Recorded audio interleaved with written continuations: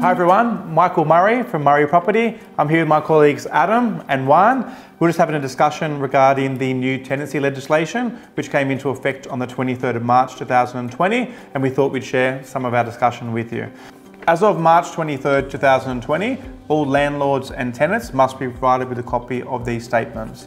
They can be downloaded from the New South Wales Fair Trading website. There's one for the tenant and one for the landlord. So one of the main changes we feel from the New South Wales legislation is regard to the break lease fee. So the break lease fee is stipulated on both the landlord and the tenant information notice. And what the change is previously landlords had an option to put two different break lease options in the tenancy agreement. That has now changed. So any lease that's signed from 23rd of March onwards needs to have the mandatory new break fee in the agreement. So that break fee requires the tenant to pay a fee of between 1 week's rent and 4 weeks rent, and that's prorated on a quarterly basis depending on how much time the tenant has left on their tenancy agreement. So Michael, what will happen with the previously signed leases?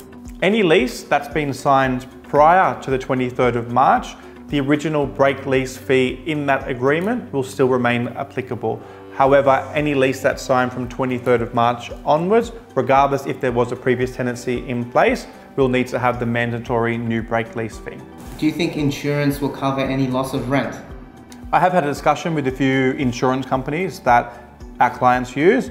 One of these particular insurance companies advised that they will still cover the existing policy. There won't be any changes to that. So what they meant by that was that the existing policy that this insurance company has, they will cover up to 6 weeks loss of rent. So that's 6 weeks loss of rent between when the previous tenant moves out and when the new tenant moves in.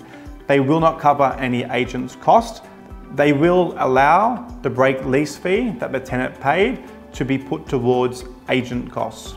So if the tenant had a 2-week break fee and the agent's fees were 3 weeks, the insurance company would allow the 2 weeks to be put towards the 3 weeks worth of fees. However, that 1 week shortfall won't be covered.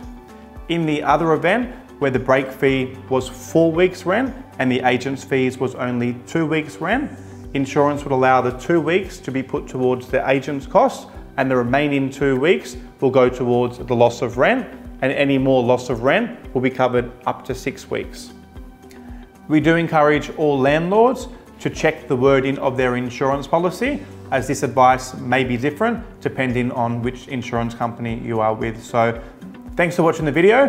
We do have a few more videos coming up, so stay tuned. And if there's anything that we can do to help, please feel free to contact us. Our website is www.murrayproperty.com.au.